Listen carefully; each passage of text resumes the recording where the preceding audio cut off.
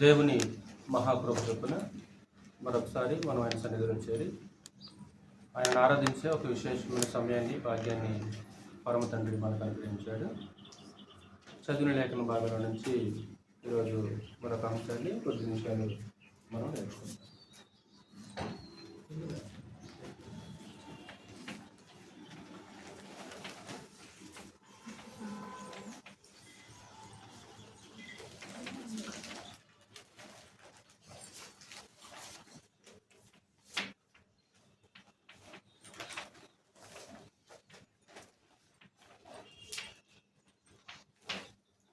దేవుని త్రాసులో నిలిచిదవా తేలిపోయేదవా అనే అంశం గురించి కొద్ది నిమిషాలు.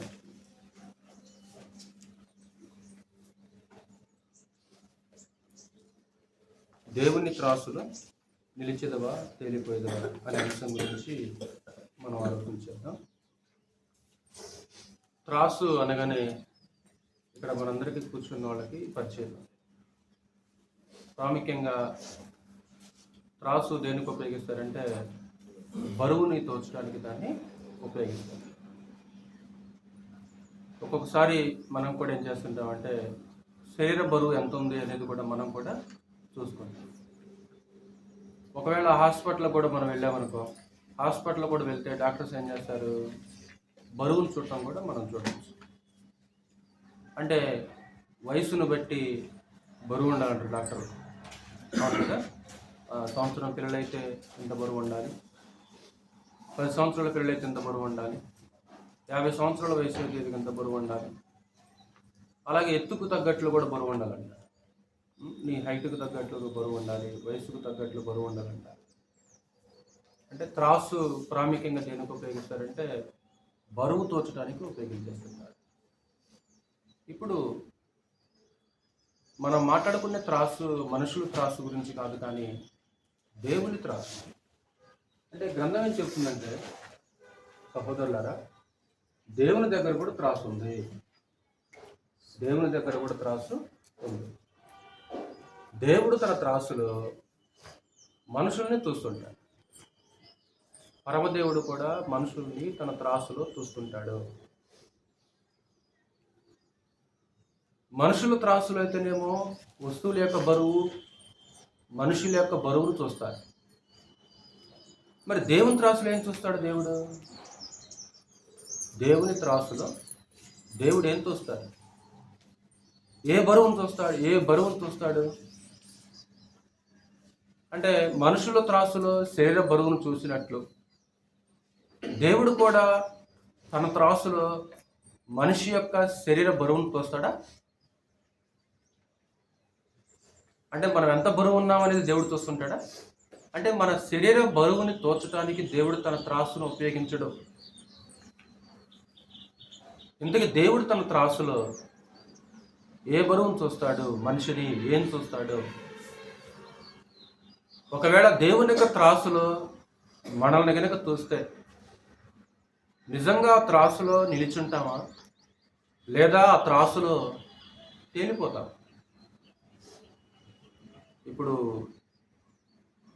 ఆ కిరాణం కొట్టులో ఉండే ఆ వ్యాపారం ఏం చేస్తుంటాడు, త్రాసు మీద ఒకవేళ దుమ్ము కానీ ధూళ్ళు కానీ చెత్తగా ఉందనుకో, దాన్ని ఏం చేస్తుంటాడు, క్లీన్ చేస్తుంటాడు. లేదా అలా ప్లేట్ పెట్టుకొని ఊదుతాడు కదా, అలా ఊదుతాడు. అంటే ఆ త్రాసులో ఉన్న ఆ చెత్త, ఆ దుమ్ము ధూళి ఏమైపోతుందంటే సులువుగా తేలిపోద్ది అన్నమాట. ఒకవేళ బరువైన వస్తువు ఉంటేనేమో అది స్థిరంగా ఉంటుంది. ఒకవేళ పొట్టు కానీ దుమ్ము కానీ అయిపోతే అది సులభంగా తేలిపోయే అవకాశము ఉంటుంది. ఈరోజు పరమ తండ్రి యొక్క ఆ త్రాసులో మనల్ని కనుక చూస్తే నిజంగా ఆ త్రాసులో మనం నిలబడతామా, లేదా పొట్టులాగా తేలిపోతాం అనే సంగతుల గురించి కొద్ది నిమిషాలు ఆలోచించేద్దాం. కొంచెం మనసు పెట్టి కొంచెం శ్రద్ధగా ఉండాల్సిందిగా వేడుకుంటున్నాం.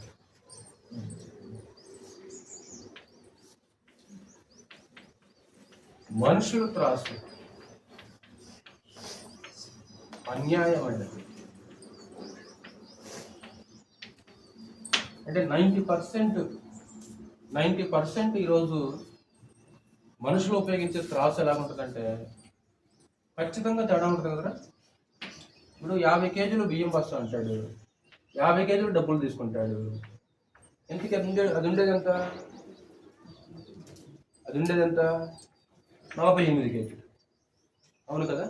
50 కేజీలు బస్తా ఎంత అంటే మనం పోయి 50 కేజీలు బస్తా అడుగుతాం, డబ్బులు కూడా ఎంత తీసుకుంటాడు? 50 కేజీలు డబ్బులు తీసుకుంటాడు. కానీ ఆ బస్తా బరువు ఉండేది ఎంత? 48 కేజీ. ఇప్పుడు 1 కేజీ వస్తువులు కనుక మనం తీసుకున్నాం అనుకో, ఒక్కోసారి మరొక చోట కనుక కాంటా వేస్తే అది 900 గ్రాములు ఏమో కదా. ఒకవేళ ఫ్రూట్స్ కానీ కూరగాయలు కానీ ఏదైనా వస్తువులు కానీ ఒకవేళ కేజీ తీసుకుంటే, ఒకవేళ మరొక కొట్లో కాంటా వేసామనుకో ఖచ్చితంగా కొంచెం కొన్ని గ్రాములు తేడా వస్తుంది కదా. లీటర్ అంటాడు, 1 లీటర్ అంటాడు, 1 లీటర్ అంటాడు. అది చూస్తేనేమో 900 ml ఉంటుంది, లేదా 850 ml ఉంటుందండి. అంటే మనుషులు ఉపయోగించే కొలత, మనుషులు ఉపయోగించే త్రాసు ఎలాంటిదంటే అన్యాయమేనమాట. అందుకేమంటాడు చూడండి ఒకసారి, హోషేయ గ్రంథం 12వ అధ్యాయం.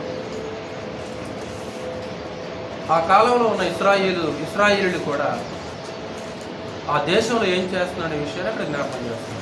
వారు కూడా అన్యాయపు త్రాసుని వాడుకు చేయటం మనం చూడవచ్చు.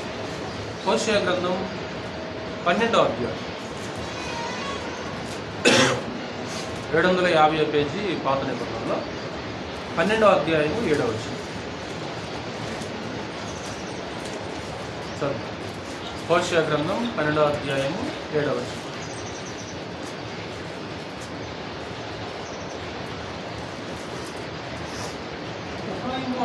ఎఫ్రాయిము వారు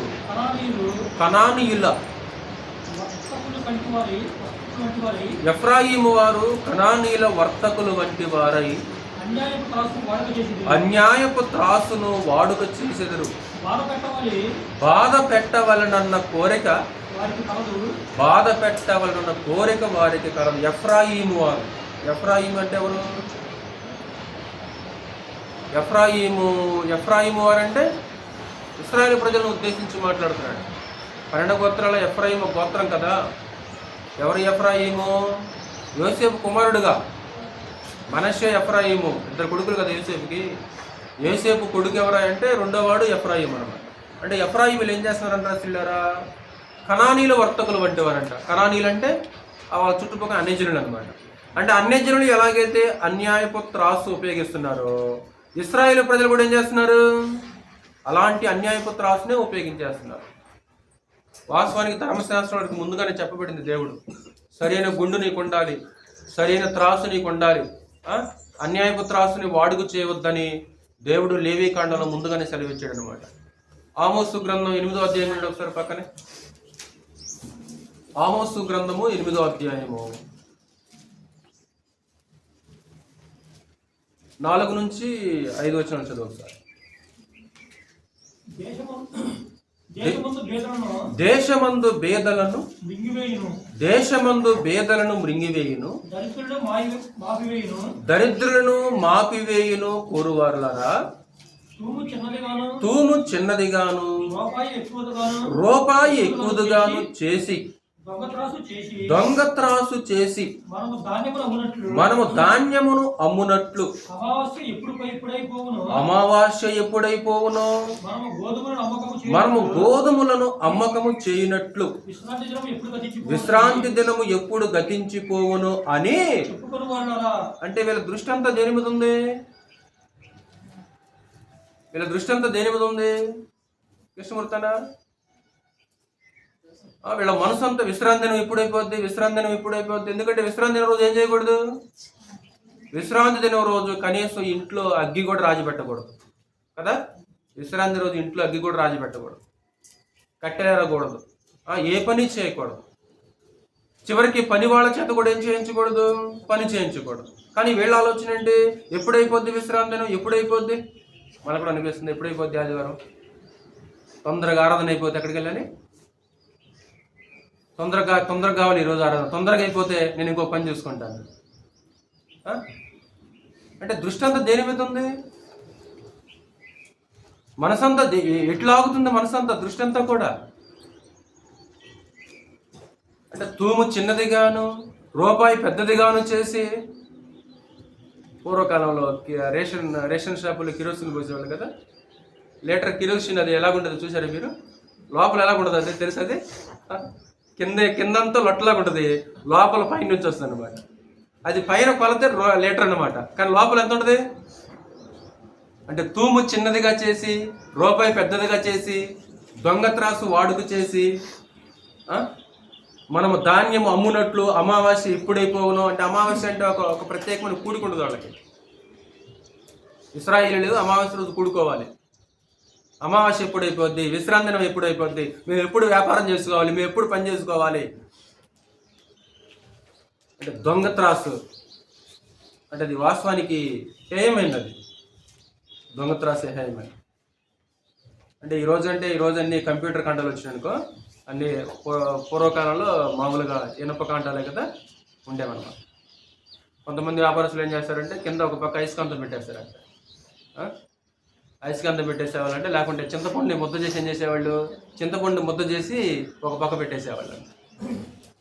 అంటే చూడటానికి కేజీ, చూడటానికి అర కేజీ, కానీ ఏం చేయాలి? ఒక అన్యాయం, ఒక మోసం, ఒక అన్యాయం, ఒక మోసం అన్నమాట. అంటే అన్యజనులు ఎలాగైతే మోసం చేస్తున్నారో ఇశ్రాయేలు ప్రజలు కూడా. ఇంకొక మాట చదివి ముందుకెళ్దాం. సామెతల గ్రంథం 11వ అధ్యాయం. అది దేవునికి హేయము అనే మాట మనకు అక్కడ స్పష్టంగా కనిపిస్తుంది. సామెతల గ్రంథము 11వ అధ్యాయము 1వ వచనం. దొంగ త్రాసు యెహోవాకు హేయము, సరి అయిన గుండు ఆయనకిష్టము. దొంగ త్రాసు యెహోవాకు హేయము. అంటే అలా త్రాసుతో మోసం చేసే వాళ్ళందరూ కూడా దేవునికి ఎలాంటి వాళ్ళు? నేటికి ఉన్నారు. ఈరోజు నేటికి ఉన్నారు. 100 గ్రాములు లాభం ఉంది, ఏమవుతుంది నీకు? ఏంటంటే 100 గ్రాములు ఉన్నారు, 10 మంది అంటే 100 గ్రాములు ఎంత? ఇప్పుడు కేజీ, 10 మందికి ముందే కేజీ మిగులుద్ది. అది మోసం. అన్యాయం చేత వచ్చే సంపాదన వల్ల దానికి శ్రమ అంటాడు హబక్కు గ్రంథంలో. అన్యాయం చేత, మోసం చేత సంపాదించుకునే ధనం వల్ల అంట వాళ్ళకి శ్రమ వచ్చేస్తాడు బైబిల్. అంటే మనుషుల త్రాసు ఎలాంటిదంటే గ్రంథం ఏం చెప్తుందంటే, ఇదిగో అన్యాయం అని మాట్లాడటం మనం చూడవచ్చు. కానీ దేవుని త్రాసు న్యాయమైనది అని గ్రంథం మాట్లాడుతుంది. దేవుని త్రాసు న్యాయమైనది. అక్కడే 16వ అధ్యాయం చూడు ఒకసారి. సామెతల గ్రంథము 16వ అధ్యాయం. సామెతల గ్రంథము 16వ అధ్యాయము 11వ వచనం. 16-11. న్యాయమైన త్రాసును తూనికరాళ్ళును యెహోవా యొక్క ఏర్పాట్లు, సంచిలోని గుండ్లన్నీయు ఆయన నియమించెను. న్యాయమైన త్రాసును తూనికరాళ్ళును యెహోవా యొక్క ఏర్పాట్లు. అందుకే అన్యాయం జరుగుతుందని ప్రభుత్వం ఏం చేసిందో తెలుసా? ఒక వ్యవస్థ నియమించింది. తెలుసా మీకు? తూనికలు కొలతల శాఖ. అవునండి సిని గారు, అప్పుడప్పుడు వాళ్ళు రైడ్ చేస్తారు కదా, వ్యాపారస్తుల మీద రైడ్ చేస్తుంటారు అప్పుడప్పుడు. తూనికలు కొలతల శాఖ అని ప్రత్యేకంగా ప్రభుత్వ డిపార్ట్మెంట్లో ఒక శాఖ ఉందమ్మా. కొంతమంది అధికారులు ఉన్నారనమాట. అంటే ఇలా అన్యాయం చేస్తున్నారు. అప్పుడప్పుడు వాళ్ళు ఏం చేస్తారో తెలుసా? రైడ్ చేసేస్తుంటారు, రైడ్ చేసి పట్టుకుంటారు. ఒకవేళ 2-3 సార్లు దొరికారనుకో సీజ్ చేస్తారు అనమాట. ఏదో పెట్రోల్ బంకుల్లో కూడా కొలత న్యాయంగా ఉంటుందా? పెట్రోల్ బంకుల్లో కూడా కొలత న్యాయంగా ఉండడం లేదు. అన్యాయం. ప్రతి కొలతలో అన్యాయం, ప్రతి బరువులో అన్యాయం, ప్రతి దానిలో మోసం కనిపిస్తుంది అనమాట. కానీ ఇక్కడ దేవుడు మాట్లాడుతూ, ఇదిగో న్యాయమైన త్రాసు తూనికిరాళ్ళు దేవుని యొక్క ఏర్పాటు. యోబు గ్రంథం 31వ అధ్యాయం. యోబు గ్రంథం 31వ అధ్యాయం. యోబు గ్రంథం 31వ అధ్యాయము 6-7 వచనాలు చదువు ఒకసారి. నేను యథార్థుడనై ఉన్నానని దేవుడు తెలుసుకున్నట్లు న్యాయమైన త్రాసులో ఆయన నన్ను తూచునుగాక. అంటే దేవుని త్రాసు ఎలాంటిదంటారా శ్రీలారా? దేవుని త్రాసు న్యాయమైనది. న్యాయమైన త్రాసులో ఆయన నన్ను తూచునుగాక. అంటే దేవుడు తన త్రాసులో యోబుని ఏం చేశాడు? సీను గారు చూశాడా? యోబుని దేవుని త్రాసులో చూస్తే బరువుగా ఉంటా, తేలిగ్గా ఉంటా? శైలెంట్ గారు ఎరా, దేవుని త్రాసులో యోబు నిలుస్తారంటావా, తేలిపోతారంటావా? చెప్పాలి అన్నగారు, కృష్ణవర్ధన్ గారు. ఇక్కడ ఏమంటాడు యోబు మాట్లాడుతూ? న్యాయమైన త్రాసులో ఆయన నన్ను తూచునుగాక. అంటే మనకేమర్థమవుతుంది ఈ మాట? దేవుని దగ్గర త్రాసు ఉందా లేదా? ఉంది. దేవుని దగ్గర త్రాసు ఉంది. దేవుడు తన త్రాసులో మనుషులను తోస్తుంటాడు. ఇక్కడ యోబు గురించి యోబు మాట్లాడుతున్నాడు. అంటే దేవుని త్రాసులో యోబుని తూచినప్పుడు యోబు నిజంగా తేలిపోతాడా? పుట్టులాగా నిలబడతాడా? నిలబడతాడు. పొట్టులాగా తేలిపోయే వ్యక్తి కాదు ఆయన. ఎందుకంటే యథార్థపరుడు. భూమి మీద అతని వంటి వాడెవడను లేడు. దేవుని త్రాసు న్యాయమైనది. ఆయన చర్యలన్నీ కూడా న్యాయమైనవి. దేవుని చర్యలు ఎలాంటివంటే న్యాయమైనవి. దేవుడు ఎవరికైనా న్యాయం మాత్రమే చేస్తాడు తప్ప దేవుడు ఎవరికి అన్యాయము చేయడు. దేవుడు అన్యాయం చేశాడని అనే మాట ఏ మనిషి నోట్లో నుంచి రాకూడదు అనమాట. ఎందుకంటే దేవుడు ఎవ్వరికి అన్యాయము, ఒక విశ్వాసైనా సరే, ఒకవేళ అవిశ్వాసైనా సరే, ఎవరికి కూడా దేవుడు ఏ అన్యాయము చేయడు. దేవుడు అన్యాయం చేయుట అసంభవం అంటాడు యోబు గ్రంథంలో ఒక మాట. అన్యాయం చేయుట అసంభవం. కొంతమంది అన్యాయం చేశాడని చెప్తారు, కొంతమంది తప్పు అనకూడదు, అది వ్యర్థమైన మాట. ఆ వ్యర్థమైన మాట గురించి మనం దేవునికి లెక్క చెప్పాలి. మనం దేవుడు నాకు అన్యాయం చేశాడండి, ఏం చేశాడు?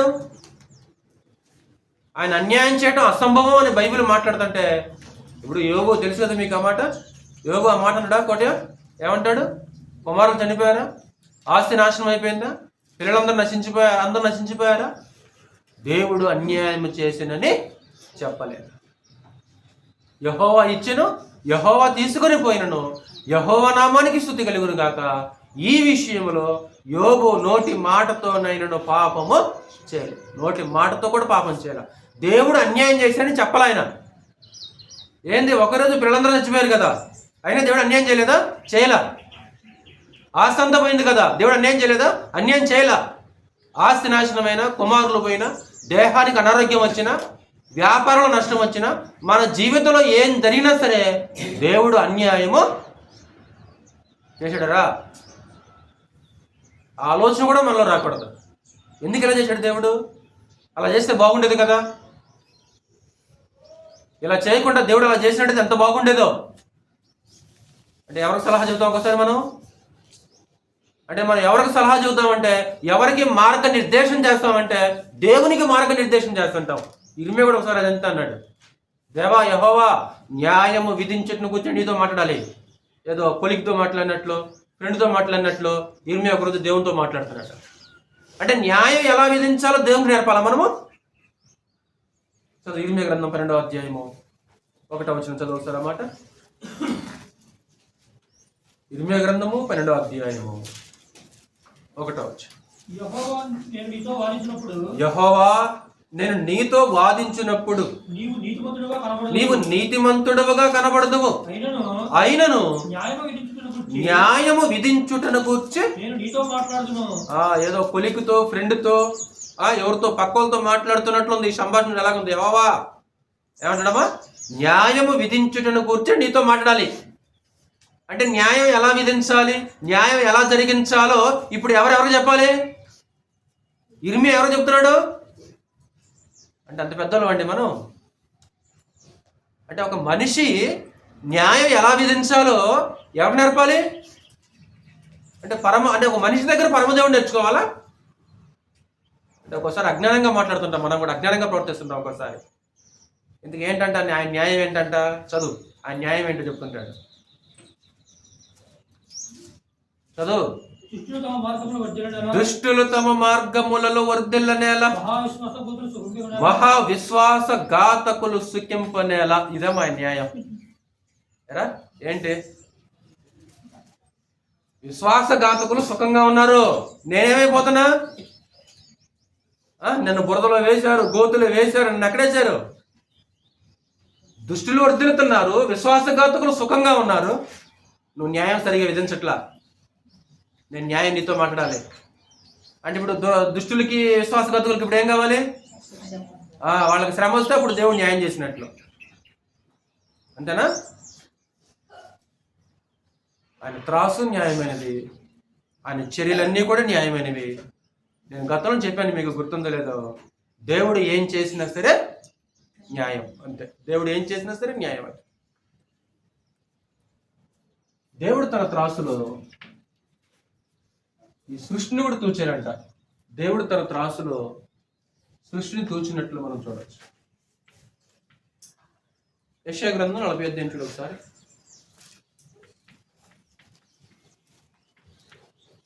దేవుడు సృష్టిని త్రాసుతో తూచాడు. యెషయా గ్రంథం 40 అద్భుతమైన మాటలు, అత్యద్భుతమైన మాటలు. 12వ వచనం. యెషయా గ్రంథం 40 12వ వచనం. తన పుడిసిటిలో జలములు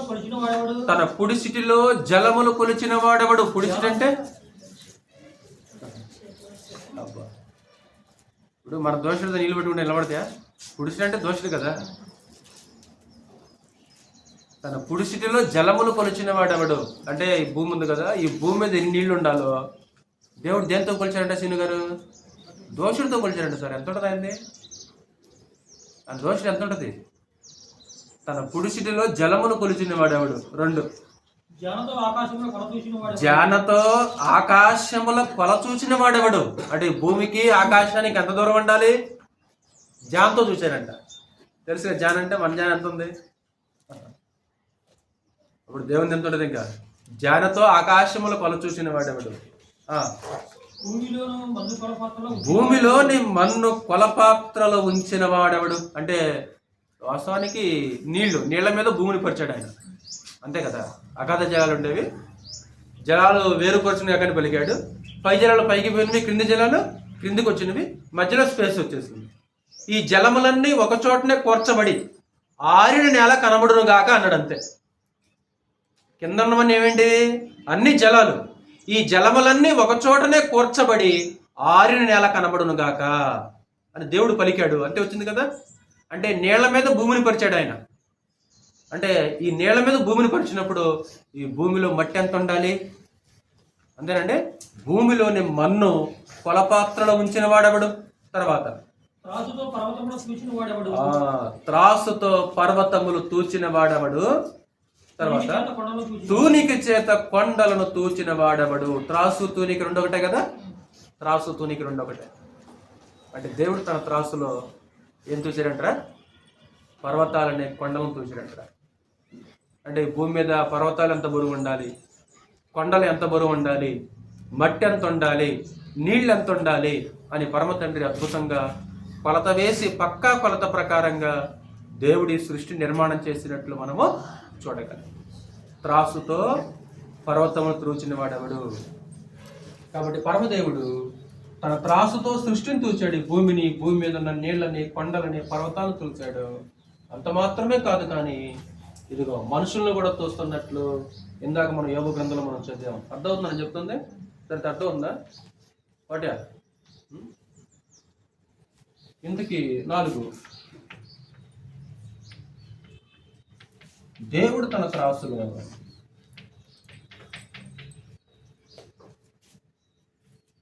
ఏం తోస్తాడు?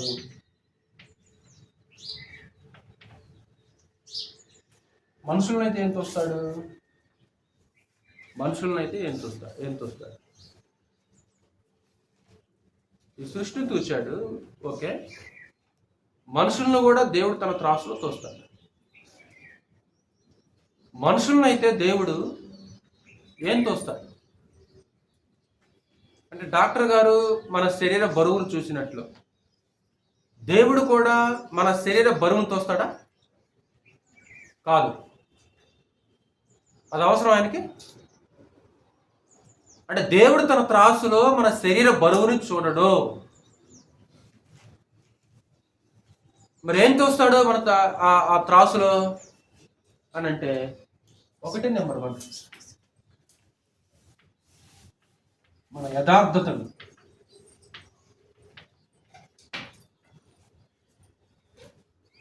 మొట్టమొదటిగా మన యథార్థతను దేవుడు తోస్తాడు. తెలుసు కదా మీకు త్రాసు విద్య.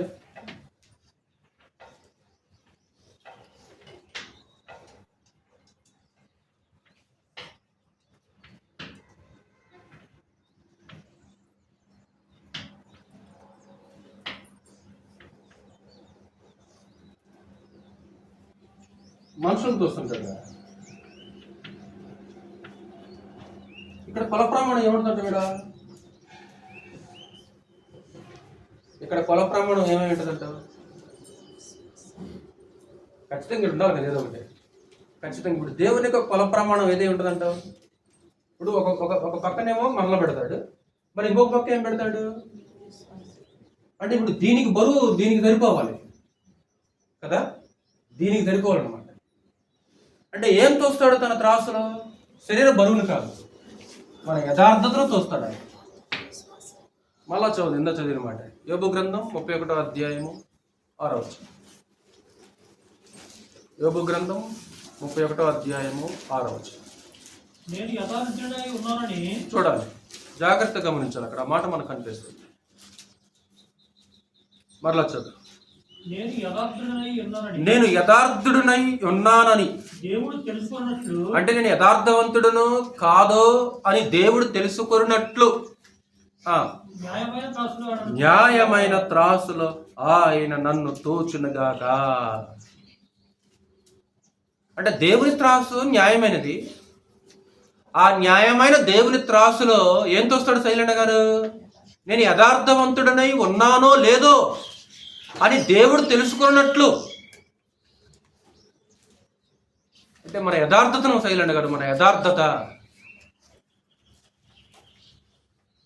అంటే మనం ఎంత యథార్థవంతులుగా ఉన్నామో, మనం ఎంత నిర్మలులుగా ఉన్నామో, ఎంత నిర్దోషులుగా ఉన్నామో దేవుడు ఏం చేస్తాడంటే ఆ త్రాసును తోస్తాడు.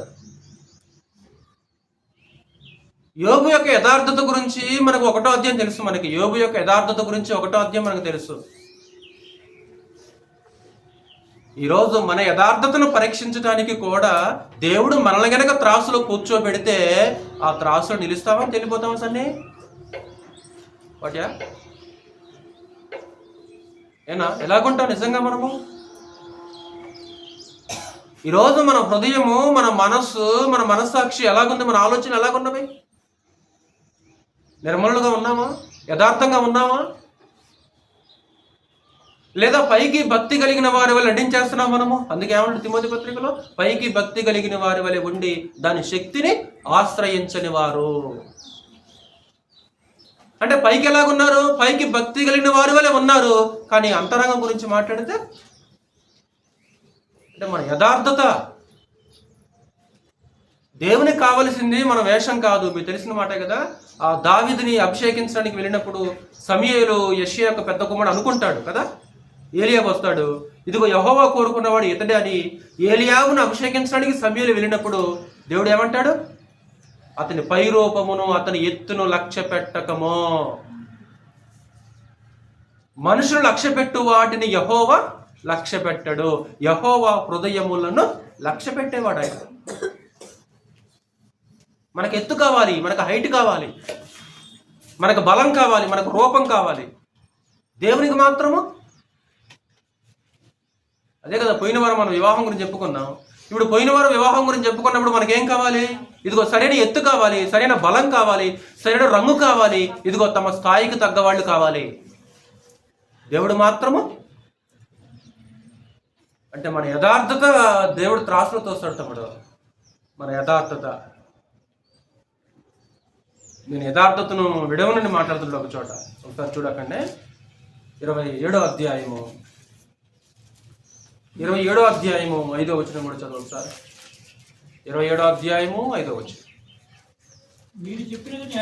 మీరు చెప్పినది న్యాయమని నేనేమాత్రమును ఒప్పుకొనను, మరణమగు వరకు నేనెంత మాత్రమును యథార్థతను విడవను. నా నీతిని విడువక గట్టిగా పట్టుకొందును. మరణముగు వరకు నా యథార్థతను నేను విడవను. సచ్చిన మాట తప్పును మీరు ఏమన్నా అంటారు కొంతమంది, అవునరా? సచ్చిన నేను మాట తప్పును. నా దేహంలో ఊపిరిన్నంత వరకు కూడా ఆయన ఏమంటాడురా? యథార్థతను విడవను. ఒకవేళ 2,000 రూపాయలు వస్తున్నాయనుకో, ఏం చేస్తాం శాంత్య? 2,000 రూపాయలు వస్తున్నాయనుకో ఏం చేస్తాం? ఒక 5,000 రూపాయలు వస్తున్నాయి, ఒక 10,000 రూపాయలు వస్తున్నాయంటే మన యథార్థతను ఏం చేస్తాం? సిన్ను గారు, యథార్థతను అంతే పక్కన పెట్టేస్తాం కదరా. నా నీతిని విడవక గట్టిగా పట్టుకుందును. లూజ్గా ఉంటాం మనం. డబ్బు కనపడితే సార్ లూజ్ అయిపోతాం వెంటనే. డబ్బు కనపడితే వెంటనే లూజ్ అయిపోతాం మనం. అంతవరకు వాక్యం వింటాము. నేను ఆ పార్టీ దగ్గర డబ్బులు తీసుకుంటాను, ఈ పార్టీ దగ్గర డబ్బులు తీసుకుంటాను. నేను ఎవరి హృదయాలు నేను గాయపరచును. ఏంటిది? ఆ పార్టీ దగ్గర నేను డబ్బులు తీసుకుంటాను, ఈ పార్టీ దగ్గర డబ్బులు తీసుకుంటాను. ఆ పార్టీకి ఒక ఓటేస్తాను, ఈ పార్టీకి ఒక ఓటేస్తాను. ఏది యథార్థత? ఏది నీ దగ్గర? ఏడుంది యథార్థత? ఎక్కడ ఏ సంతలం వేసే యథార్థతని? అంటే డబ్బు కనబడితే యథార్థతని సంతలం వేస్తున్నారు. అంటే దేవుడు మనల్ని పరీక్షించేది ఏంటి? ఏం చూస్తాడు ఆయన మనలో? బాగా ప్రసంగం చేస్తున్నాడు, బాగా పాటలు పాడుతున్నాడు, బాగా వచ్చి డిసిప్లిన్గా కూర్చున్నాడు, వారం మానుకోకుండా వస్తుంది, అదేనా? అది కదా ఆయన చూసేది. నా ఆవరణములు త్రొక్కుటకు మిమ్మల్ని రమ్మన్న వాడేవాడు రాణాల గురించి అడగట్లా, వచ్చిన వాళ్ళు అడుగుతున్నాడు. అవునా? రాణాల గురించి మీరు ఎందుకు రాలేదు అనట్లేదు, వచ్చిన వాళ్ళు అడుగుతున్నాడు. ఎందుకు వచ్చారు మీరు? నేను యథార్థుడనై ఉన్నానని దేవుడు తెలుసుకున్నట్లు న్యాయమైన త్రాసులో ఆయన నన్ను తూచునుగాక. యోగు బరువుగా ఉంటామా? తెలిపోతాడా? మనం ఒకవేళ మనల్ని కనుక దేవుడు త్రాసులో మనం కూర్చోబెట్టాడు కదా, నిజంగా నిలుస్తాం ఆ త్రాసులో? అక్కడనే 31వ అధ్యాయంలో ప్రవర్తన గురించి మాట్లాడుతుంటాడు. అంటే మన ప్రవర్తన, మన భక్తి, మన విధేయత, మన ప్రేమ, ఇవన్నీ కూడా పరమదేవుడు త్రాసులో తోస్తున్నట్లు గ్రంథం స్పష్టంగా మాట్లాడుతుంది. మరలా చదువు 6-7 వచ్చిన ఒకసారి. నేను యథార్థుడనై ఉన్నానని దేవుడు తెలుసుకున్నట్లు న్యాయమైన త్రాసులో ఆయన నన్ను తూచునుగాక. చదువు. నేను త్రోవ విడిచి, ఎలా చదువుతున్నావు నువ్వు? త్రోవ విడిచిన ఎడలనుందా? త్రోవ విడిచి నడిచిన ఎడలనుందా?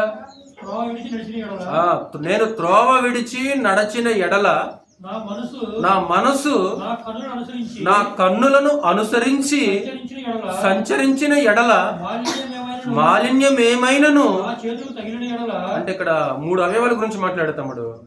ఒకటే కాళ్ళ గురించి మాట్లాడాడు, కన్నుల గురించి మాట్లాడాడు, చేతుల గురించి మాట్లాడాడు. అవునా? అవునా సీను గారు? నేను త్రోవ విడిచి నడిచిన ఎడల. ఇప్పుడు దేవుడు ఒక త్రోవను ఏర్పాటు చేశాడు తమ్ముడు మనకంటూ. దేవుడు మనకంటూ ఒక త్రోవను ఏర్పాటు చేశాడా లేదా? దేవునికి ఒక త్రోవ ఉంది. దేవునికి ఒక త్రోవ ఉంది. మనం నడవడానికి కూడా ఒక త్రోవను ఏర్పాటు చేశాడు, ఒక మార్గాన్ని ఏర్పాటు చేశాడు. మనం కనుక ఆ త్రోవలు నడుస్తున్నాం అనుకో సీను గారు, త్రాసులో బరువుగా ఉంటాం. ఒకవేళ త్రోవ విడిచి నడిచామనుకో త్రాసులో ఎలాగుంటాం? అంతే కదా. ఆయన మార్గంలో ఉంటేనేమో త్రాసులో బరువుగా ఉంటాం. ఒకవేళ మార్గాన్ని విడిచిపెడితే ఏమో. నేను త్రోవ విడిచి నడిచిన ఎడల, ఈ నడక నా మనసు నా కన్నులను అనుసరించి సంచరించిన ఎడల. అది చూడు, ఆ పదం చూడదాం ఎలా పలికాడు ఆయన. నా మనసు నా కన్నులను అనుసరించి సంచరించిన ఎడల. అంటే మనసుకి కళ్ళకి లింక్ ఉందా ఏంది? మనసుకి కన్నులకి లింక్ ఉందా ఏంటి? చూడటమేమో కన్నుల పని, ఆశించటమేమో మనసు పని. చూడటం కన్నుల పని, ఆశించడం ఎవరి పని? మనసు పని. కాబట్టి ఈయన కన్నులకు చూశాడు, కానీ అతని మనసు అతని కన్నులను అనుసరించిందా? అనుసరించలా. అంతేనా? అందుకే పైన అంటాడు కదా, నేను నా కన్నులతో నిబంధన చేసుకున్నాను, కన్యకని ఎలా చూస్తాను? ఒకవేళ కళ్ళకి కనపడవచ్చు ఆడవాళ్ళు, కానీ మనసు మాత్రం ఆ కన్నులను వెంబడించిందా? మనసు మాత్రం ఆయన కన్నులను వెంబడించాలా? ఆకాను ఒక మాట అంట కదా, ఆకాను నేను చూసి ఆశించి తీసుకుంటుని. కళ్ళతో చూశాను, మనసుతో ఆశించాను, తీసుకున్నాను. దావీదు కళ్ళతో చూశాడు, మనసుతో ఆశించాడు, తీసుకున్నాడు. వెంటనే దృష్టి మరలాలి, వెంటనే. కాబట్టి మన భక్తి, మన విధేయత, మన ప్రేమ ఏం కొలుస్తాడరా? ఏం చూస్తాడు త్రాసులో? మన యథార్థత, మన ప్రవర్తన, మన విధేయత. చివరికి ఒక పాయింట్ చెప్తాను.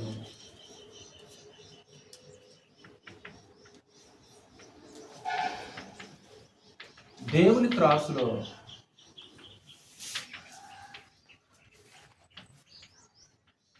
తేలిపోయేవారు ఎవరు?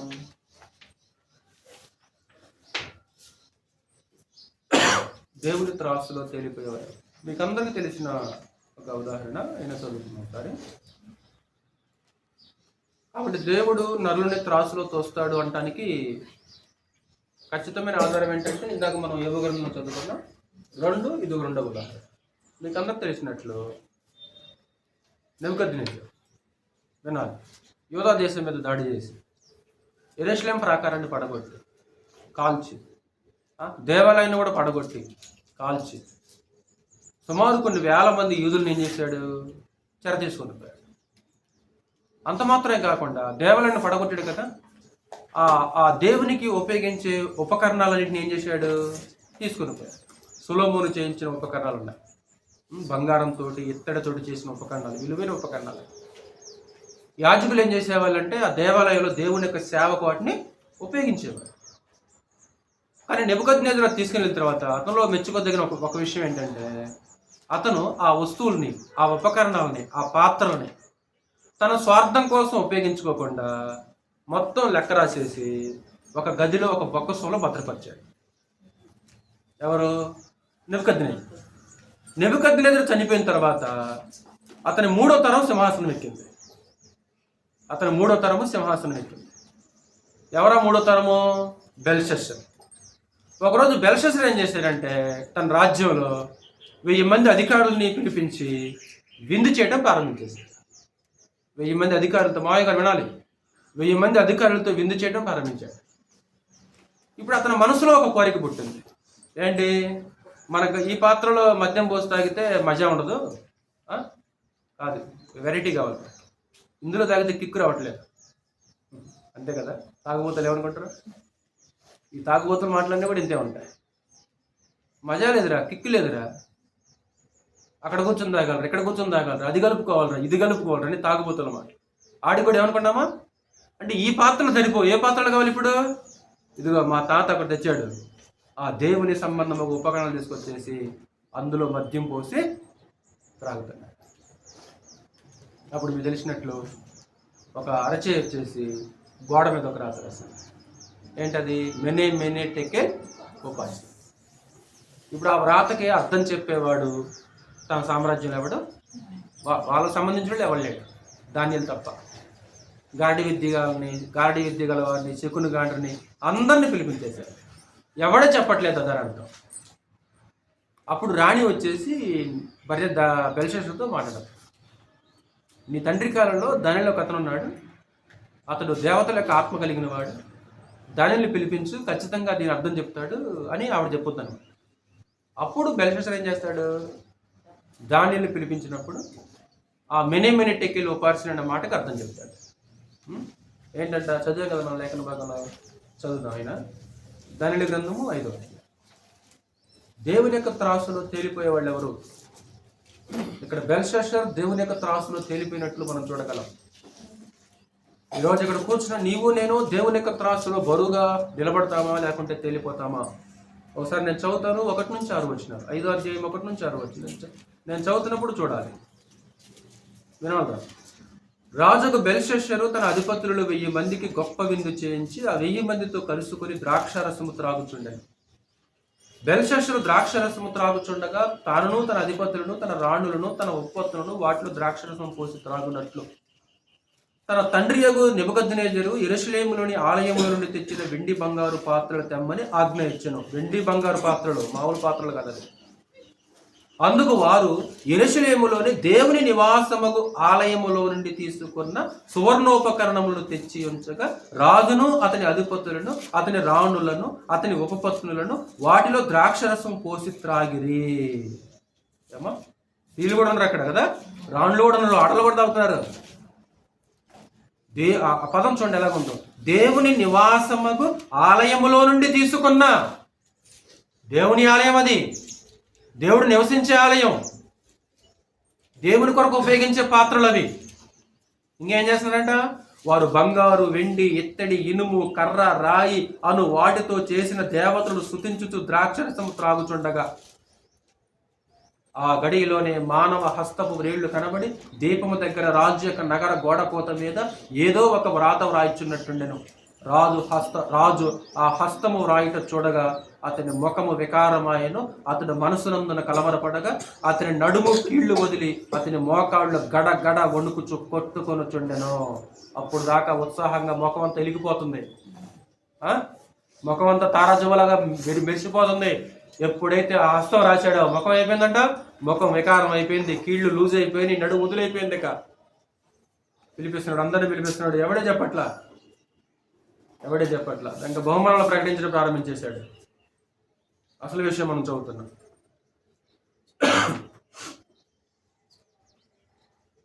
18వ వచనం అసలు విషయం చదువుతున్నాం. మరలా ఇదంతా తర్వాత మీరు ఇప్పుడు చదువుకోండి. రాజా దానిలో మాట్లాడుతున్నాడు. చిత్తగించము, మహోన్నతుడకు దేవుడు మహద్దశను రాజ్యమును ప్రభావమును ఘనతను నీ తండ్రికి నెబుకద్నెజరుకి ఇచ్చెను. ఏమిచ్చారంట నెబుకద్నెజరుకి?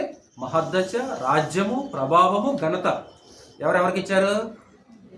దేవుడు నెబుకద్నెజరుకి ఇచ్చాడు. నెబుకద్నెజరు సొంతంగా సంపాదించుకుంది కాదు అది. దేవుడు అతనికి ఇట్టి మహద్దశ ఇచ్చినందున తాను ఎవరిని చంపగోరను వారిని చంపెను, ఎవరిని రక్షింపగోరను వారిని రక్షించెను, ఎవరిని హెచ్చింపగోరను వారిని హెచ్చించెను, ఎవరిని పడవేయగోరను వారిని పడవేసెను. కాబట్టి సకల రాష్ట్రములను జనములను ఆయా భాషలు మాట్లాడు వారును అతనికి భయపడుచు అతని ఎదుట వణుకుచుండేవి. అయితే అతడు మనసున అతిశయించి, ఎవరో నీ తండ్రి నెబుకద్నెజరు ఏం చేశాడు? నీ తండ్రి నెబుకద్నెజరు మనసును అతిశయించి బలత్కారము చేయుటకు అతని హృదయమును కఠినము చేసుకొనగా దేవుడు అతని ప్రభుత్వం అతని యొద్ద నుండి తీసివేసి అతని ఘనతను పోగొట్టెను. అప్పుడు అతడు మానవుల యొద్ద నుండి తరమబడి పశువుల వంటి మనసు గలవాడైను. మహోన్నతుడగు దేవుడు మానవుల రాజ్యములను ఏలుచు ఎవరిని స్థాపింపగోరునో వారిని స్థాపించుని అతడు తెలుసుకున్న వరకు అతడు అడవి గాడిదల మధ్య నివసించుచు పశువుల వలె గడ్డి మేయించు ఆకాశపు మంచు చేత తడిసిన శరీరము గలవాడాయను.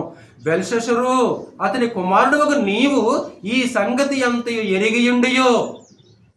అంటే అర్థం ఏంటి? అంటే నీ తండ్రి నెబుకద్నెజరుకు ఎలాంటి గతి సంభవించిందో నీకు తెలుసా లేదా?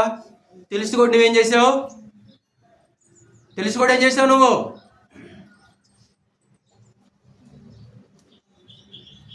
కొన్ని పాయింట్లు రాస్తాను, చదివినాక నేను రాస్తాను. ఈ సంగతి అంతయు ఎరిగియుండియో నీ మనసును అణుచుకొనక పరలోకమందున్న ప్రభువు మీద నిన్ను నీవే హెచ్చించుకుంటివి. ఎట్లనగా నీవును నీ అధిపతులను నీ రాణులను నీ ఉపపత్నులను దేవుని ఆలయ సంబంధముకు ఉపకరణములలో ద్రాక్షరసము పోసి త్రాగవలనని వాటిని తెచ్చి ఇంచుకుని వాటితో త్రాగుచు చూడనైనను విననైనను గ్రహింపనైనను చేతకాని వెండి బంగారు ఇత్తడి ఇనుము కర్ర రాయి అను వాటితో చేయబడిన దేవతలను స్తుతించిదిరి గాని నీ ప్రాణమును నీ సకల మార్గములను ఏ దేవుని వశమున ఉన్నవో ఆయనను నీవు ఘనపరచలేదు. అంటే బెల్షస్సరు చేసిన పొరపాటు ఏంటి తమ్ముడు? పాయింట్లు రాసుకున్నాం. ఒకటి, దేవుని పాత్రలో అతను ఏం చేశాడు? మొట్టమొదట దేవుని పాత్రలో మద్యం త్రాగాడు. అంతే కదా? మొట్టమొదటి వాడు చేసిన పని ఏంటి? దేవుని పనికి ఉపయోగించే పాత్రల్లో ద్రాక్షరసం పోసి త్రాగాడు. 2, విగ్రహాలను స్తుతించాడు. అంతేనా? 2, విగ్రహాలను స్తుతించాడు. చూడనైనను విననైనను చేతకాని. ఎంత చక్కగా వివరించాడు చూడు దానియేలు. కర్ర, రాయి, ఇనుము, వెండి, బంగారు, అంటే రకరకాల మెటల్తో చేసిన విగ్రహాలు ఉన్నాయి అక్కడ. అవి చూడలేవు, వినలేవు, మాట్లాడలేవు, ఏం చేయలేవు. నువ్వు జీవగల దేవుణ్ణి పక్కన పెట్టావు, వాటిని స్తుతిస్తున్నావు నువ్వు. అంతేనమ్మా? ఇంకేం చేశారంట? తెలిసి బుద్ధి నేర్చుకోలేదు. తెలిసి బుద్ధి తెచ్చుకోలేదు. ఎక్కడుందా పాయింట్? ఈ సంగతి అంతయు ఎరిగియుండియు. అంతేనా సాధ్య? ఈ సంగతి అంత ఎరిగియుండు. ఏ సంగతి? నీ తండ్రి నెబుకద్నెజరుకు జరిగిందంతా కూడా నీకు తెలుసా లేదా? తెలుసు. తెలుసుకోండి, నువ్వేం చేసావు? తెలుసు కూడా నువ్వు బుద్ధి తెచ్చుకోలేదు, నువ్వు మారలేదు. నువ్వు మనం కూడా అంతే. తెలిస్తే ఎందుకు? తెలిసి కూడా మనం మారంగా. ఎందుకు బెల్శాస్త్రం తిడుతున్నాం కానీ మనకు తెలీదా? ఏమంటే శని గారు, తెలిసి తప్పు చేస్తున్నావా, తెలియకుండా తప్పు చేస్తున్నావా? తెలిసి చేస్తున్నావా, తెలియకుండా చేస్తున్నావా? 100లో 99 మనం ఏం చేస్తాం తెలుసమ్మా? 100లో 99 తెలిసి చేస్తున్నాం మనం. ఇప్పుడు వాళ్ళ నయం అంటావా, మన నయం అంటావా?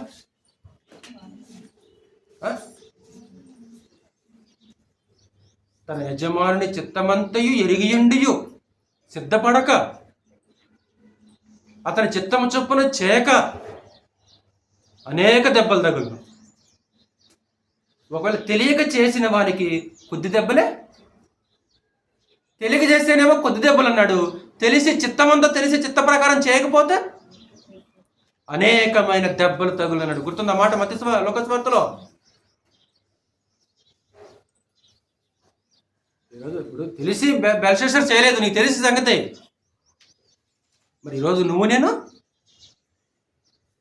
తెలియక చేస్తున్నావా? నువ్వు చంటి పిల్లగాడు కదా, నువ్వు నేను చంటి పిల్లగాళ్ళం కాబట్టి తెలియక చేస్తున్నావు మనం, అంతే కదా? అంటే తెలియక చేసింది కంటే తెలిసి ఎక్కువ చేస్తున్నాం కదా అంటే మనం. ఏనా సైలెంట్ గారు? తెలుసు అన్నా ఏంటన్నా ఇదన్నా నాకు తెలుసు అని తెలుసులేను అన్నాడు, అంతే. నేనేం చెప్పాను ఇంకా? అదేంటన్నా ఆదివారం అరదనం అనుకోకూడదు అంటే తెలుసు అన్నా నాకు, కానీ ఇంక నేనేం చెప్పాలి ఇంకా? అంటే తెలిసే అరదనం అనుకోండి అనమాట. ఆయన అంటే తెలుసు, మనకే తెలిసి చేస్తున్నాం మనం. ఇంకేం చేశారంటే వాళ్ళు 23వ వచనంలో నీ మనసును అణుచుకొనక, అంటే మనసును ఏం చేయలేదు? మనసును అణుచుకోలేని వాడు. ఇప్పుడు తాగాలి, అందులో పోసి తాగాలని ఒక కోరిక పుట్టిందనుకో, అంటే ఏం చేయలేదు? అణుచుకోవాలి. ఏంట్రా నాకేంటి ఇలాంటి ఆలోచన వస్తుంది ఏంట్రా? అమ్మో, ఈ దేవుని మా తాతగారు ఏం చేశాడు? భద్రంగా ఆ గదిలో ఉంచాడు. మా తాతగారు ముట్టుకోలేవాయి, నేను ఎలా ముట్టుకుంటాను? ఇప్పుడు ఆలోచన వచ్చింది అనుకో, వెంటనే ఏం చేయాలి? దాన్ని అణుచుకోవాలి, దాన్ని తీసేసేయాలి వెంటనే. మనసును అణుచుకొనక, అంటే మనసులో పుడితే, నా మనసులో పుట్టిందన్నారు. మనసులో పుట్టవచ్చు, కానీ వాక్యం దానికి అనుమతిస్తుందా? వాక్యానికి సరిగా ఉందా అది? మనం కూడా అంతే. ఒకసారి మనసులో నాకు తోసిందని అలాగా తోస్తే చాలదు. వాక్యానుసారంగా ఉందనుకో, ఓకే, నాకు తోసింది, నాకు మనసులో పుట్టింది, నేను ఎవరి మాట విన్నో, నా మనసు మాట వింటాను, తప్పు. నేను ఎవరి మాట వినండి, నా మనసు చెప్తే నేను వింటానండి, సరే అలా అనకూడదు క్రైస్తవుడు. నీ మనసు మాట కాదు నువ్వు వినాల్సింది, ఎవరి మాట వినాలి? అండ్ మనసు ఎప్పుడు కరెక్ట్ చెప్పుతారా? నీ మనసు ఎప్పుడు కరెక్ట్ చెప్పుద్దా? కృష్ణమూర్తన్ గారు, నాకు రైట్ అనిపించిందని నేను చేశానన్నా, నీకు రైట్ అంటే చాలు. అది కొల చూసుకోవాలి, వాక్యం దగ్గరికి రావాలి. నాకు ఇలా చేయాలనిపిస్తుంది, నాకు ఇలా అనిపిస్తుంది, నాకు ఇది వాక్యానుసారంగా సరైందేనా? ఈరోజు అలానే ఉంటారు కొంతమంది. ఈరోజు అలానే ఉన్నారు ఇక్కడ. నా మనసులో చెప్పింది, నా మనసులో పూర్తిని చేస్తా, ఎవరు చెప్పినా నేను విన్నాను, ఎవరు చెప్పినా వింటావు. తన మనసును నమ్ముకునేవాడు బుద్ధిహీనుడు అంటారు సామెతల గ్రంథంలో. తన మనసును నమ్ముకునేవాడు బుద్ధిహీనుడు. మనసును నమ్ముకోకూడదు. ఇంకో మాట కూడా మీకు తెలుసు కదా, ప్రాకారము లేక పాడైన పురమెంతో తన మనసును అణుచుకోలేని వాడు అంతే. ప్రాకారం లేక పురాతన కాలంలో పట్టణాల చుట్టూ ప్రాకారాలు ఉంటాయి. పట్టణం సెక్యూరిటీగా ఉంటుంది. ప్రాకారం లేదనుకో, అసలు ముందు పట్టణం మీద దాడి చేయాలంటే శత్రువులు దేని పడగొడతారు? ప్రాకారం పడగొడతారు. ప్రాకారం లేకపోతే సులువుగా లోపలికి, ప్రాకారం లేక పాడైన పురమెంతో తన మనసును అణుచుకోలేని వాడు.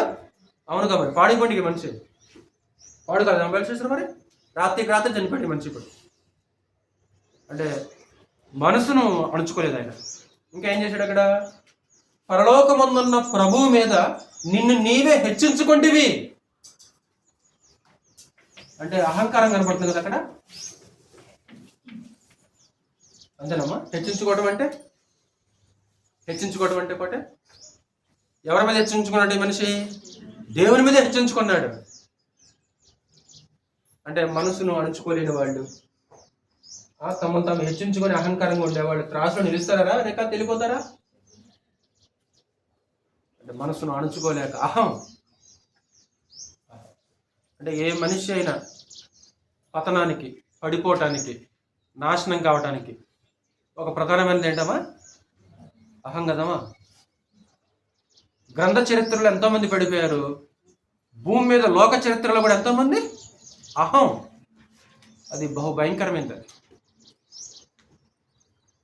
పడిపోటుకు ముందు అహంకారమైన మనసు నడుచున్నట్టు అనమాట. పడిపోటుకు ముందు అహంకారమైన మనసు అంటే తను హెచ్చించుకున్నాడు. ఇంకేం చేశాడంట? నీ ప్రాణమును, చివర 23 వచనంలో చివర, నీ ప్రాణమును నీ సకల మార్గములను ఏ దేవుని వశమున ఉన్నవో ఆయనను నీవు గణపరచలేదు. అంటే ఆ మనిషి ఏం చేయడం? ఇంకా దేవుని కనపరచలేదు, దేవుని కనపరచలేదు.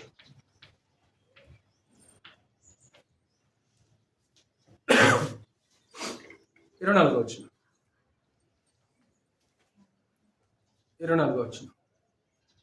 ఈ వాక్య భావం ఏమనగా 24 వచ్చిన కదా, కావున ఆయన ఎదుట నుండి ఈ అరచేయి వచ్చి వ్రాతను వ్రాసిన శాసనం ఏదనగా మెనే టెకేల్ ఉపార్సిన్. 3 పదాలు తమ్ముడు. మెనే అనేది ఒకటి, టెకేల్ అనేది ఒకటి, ఉపార్సిన్ ఒకటి. మెనే అంటే అర్థం ఏంటి? ఈ వాక్య భావం ఏమనగా, మెనే అనగా దేవుడు నీ ప్రభుత్వ విషయంలో లెక్క చూసి దాన్ని ముగించెను. ఒకటి, దేవుడు నీ చిట్టాను ఓపెన్ చేశాడు, లెక్క చూశాడు, నువ్వు లెక్కలో సరిపోలేదు, నువ్వు దాన్ని ఏం చేశాడు? ఇక ముగించేశాడు. టెకేల్ 2. టెకేల్ అనగా ఆయన నిన్ను త్రాసులో తోచగా నీవు తక్కువగా కనబడదివి. ఏమండి సీన్ గారు, బెల్షస్సర్ త్రాసులు ఎలా ఉండదు తమ్ముడు? అని బరువుండా అంటే అతను తక్కువగా కనబడడానికి కారణం ఏంటి? అంతేనామా? అంటే ఒకవేళ మనం కూడా మనసు ఉంచుకోలేదు అనుకో తమ్ముడు, త్రాసులో తక్కువగా ఉంటాం, బరువుగా ఉంటాం. అంటే అహంకారంగా ఉన్నాం అనుకో, ఎలాగుంటాం? ఒకవేళ దేవుని కనపరచలేదు అనుకో, ఎలాగుంటాం? ఇప్పుడు అతనేమో దేవుని పాత్రలో మద్యం పోసి తాగాడమా. ఇప్పుడు సంఘం దేవుని ఆలయం కదా, దేవుని మందిరం కదా. ఇప్పుడు దేవుని మందిరంలో ఉండే పాత్రలు ఏంటి? దేవుని మందిరంలో ఉండే పాత్రలు ఏంటి? మనమే కదా, మన దేహాలే కదా. ఇప్పుడు ఒకవేళ మన దేహాన్ని దేవుని కొరకు కాకుండా మరొకదానికి ఉపయోగించేస్తే సంధ్య దీనికి అర్థమవుతుందా? ఇప్పుడు ఆయన ఏం చేశాడు? దేవాలయంలో ఉండే పాత్రల్లో ద్రాక్షరసం పోసి త్రాగాడు, అవి దేవుని పాత్రలు అవి. మరి ఇప్పుడు దేవుని పాత్రలు ఏంటి? మీ దేహంలో క్రీస్తుకు అవయవాలని మీరు ఎరగరా? మీ దేహము దేవుడు అనుగ్రహించాడు మీకు, మీరు మీ సొత్తు కాదు. ఎవరివి దేహాలు? ఎవరివి? దేవునివి. ఈ దేహం దేవుంది. ఇప్పుడు దేవుని పాత్రలో ద్రాక్షరసం పోసాడు. ఇప్పుడు దేవుని యొక్క దేహాన్ని ఏం చేయాలి? ఇప్పుడు మరి దేవుని యొక్క దేహాన్ని మరి మనం కూడా స్వార్థం కోసం ఉపయోగించుకుంటే, ఈ దేహాన్ని మనం కూడా నచ్చినట్టు ఉపయోగించుకోవడం కోట మరి మనం ఎలా కొంటాం? మరి మళ్ళా చదువుతున్నాడు 7వ వచనం. టెకేల్ అనగా ఆయన నిన్ను త్రాసులో తోచగా నీవు తక్కువగా కనపడతివి. పెరేస్ అనగా నీ రాజ్యము నీ యొద్ద నుండి విభాగింపబడి మాదీయులకును పార్సికులకును ఇయ్యబడిను. బెల్షస్సరు ఆజ్ఞ ఇయ్యగా వారు దానియేలునకు ఊదారంగు వస్త్రము తొడిగించి అతని మెడన బంగారపు హారము వేసి ప్రభుత్వము చేయట్లు అతను 3వ అధికారిని చాటించిరి. ఆ రాత్రి అందే కల్దీలు రాజుకు బెల్షస్సరు హతుడాయెను. ఆ రాత్రే ఇందులో మునిగి తేలుతున్నారు. మాదీయ పార్శికులు వచ్చి దాడి చేశారు. మాదీయ పార్శికులు వచ్చేసి అతన్ని కొలాప్స్ చేశారు. రాత్రికి రాత్రే దేవుడు తీసేశాడు. ఈరోజు నువ్వు నా త్రాసులు ఎలాగుంటావు? ఇంకొక మాట చదివి ముగించేస్తాను. 62వ కీర్తన 62వ కీర్తన. అక్కడ కూడా త్రాసులో తేలిపోయేవాళ్ళు ఎవరు చెప్పుకుంటారు? 9వ వచనం. 62వ కీర్తన 9వ వచనం. అల్పులైన వారు వట్టి ఊపిరి అయి ఉన్నారు. గనులైన వారు మాయా స్వరూపులు. త్రాసులో వారందరూ తేలిపోదురు. వట్టి ఊపిరి కన్నా ఎవరు తేలిపోతారు త్రాసులో? లోక సంబంధమైన గనులు.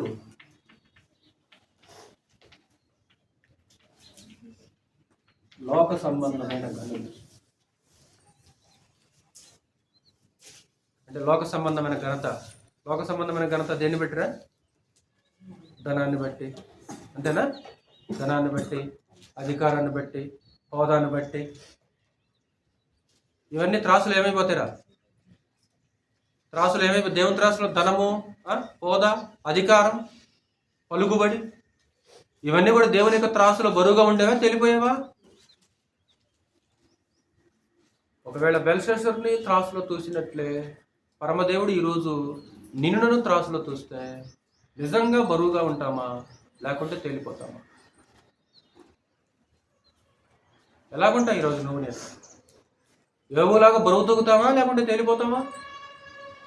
ఒకసారి మనం పరీక్షించుకుందాం. ఒకసారి వాళ్ళని పరీక్షించుకొని మనం ఏం చేయాలంటే జీవితాన్ని దిద్దుకుంటూ ఒకరోజు పరమదేవుడు త్రాసులో చూసినప్పుడు బరువుగా ఉండవలసిన అవసరం ఉంటుంది. తేలిపోకూడదు. తేలిపోతే మనకి నష్టం. నేను ముగించేస్తున్నాను.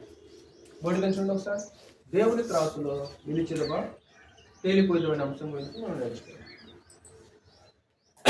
మనుషుల యొక్క త్రాసు ఎలాంటిది? అన్యాయం కదా. లోపల 90% లేదా 99% కూడా ఎవరో కొద్ది మంది వ్యాపారస్తులు నమ్మకం తప్ప అనేక మంది అలాగ ఉన్నారనమాట. అపనమ్మకస్తులుగా మోసగాళ్ళు ఉన్నారు. అన్యాయపు త్రాసులు అనేవి లోపల మనం చూస్తాం. దేవుని త్రాసు ఎలాంటిది? దేవుని త్రాసు న్యాయమైనది. ఆయన అన్యాయం చేయటం అనేది అసంభవం అనమాట. దేవుడు న్యాయంగా తోస్తుంటాడు ఎవరినైనా సరే. అలాగే దేవుడి సృష్టిని కూడా ఏం చేశాడంట? త్రాసుతో చూశాడు కదా. త్రాసుతో పర్వతములు తూచిన వాడేవాడు, తూనిక చేత కొండలను కొలిచిన వాడేవాడు. ఎంత బరువు ఉండాలని దేవుడు తూచినట్లు మనం చూడవచ్చు. అలాగే నరులను అయితే ఏ బరువును చూస్తాడు దేవుడు? శరీర బరువున కాదు. శరీర బరువును దేవుడు తన త్రాసులో చూచాడు. ఏమంటాడు? నేను యథార్థుడనై ఉన్నట్లు దేవుడు చూచినట్లు న్యాయమైన త్రాసులో తోచబడ్డం కాదు. అంటే మన యథార్థత, మన ప్రవర్తన, మన భక్తి, మన విధేయత, మన ప్రేమ త్రాసులో దేవుడు చూస్తుంది. బరువుగా ఉండాలి. అది మన ప్రేమ బరువుగా ఉండాలి, మన విధేయత బరువుగా ఉండాలి, మన యథార్థత బరువుగా ఉండాలి. మరి ఎందుకు తేలిపోయేవాళ్ళు ఎవరు? ఇదిగో దేవుని యొక్క పాత్రలో ద్రాక్షరసం పోసి త్రాగటం, విగ్రహాలను శుద్ధించటం, తెలిసి కూడా బుద్ధి తెచ్చుకోకపోవటం, మనసుని అణుచుకోకపోవటం, అహంకారంగా ఉండటం, దేవుణ్ణి గణపరచకపోవటం. ఇదిగో లోక సంబంధమైన గనులందరూ వీళ్ళందరూ కూడా ఏమైపోతారంటే త్రాసులో సులువుగా తేలిపోయే అవకాశము ఉంటుంది. అలా తేలిపోకుండా బరువుగా త్రాసులు నిలబడాల్సిందిగా ప్రేమపూర్వక వేడుకుంటూ ముగిస్తున్నాను. ప్రతి ఒక్కరికి మీ అందరికీ ప్రభువు నామమున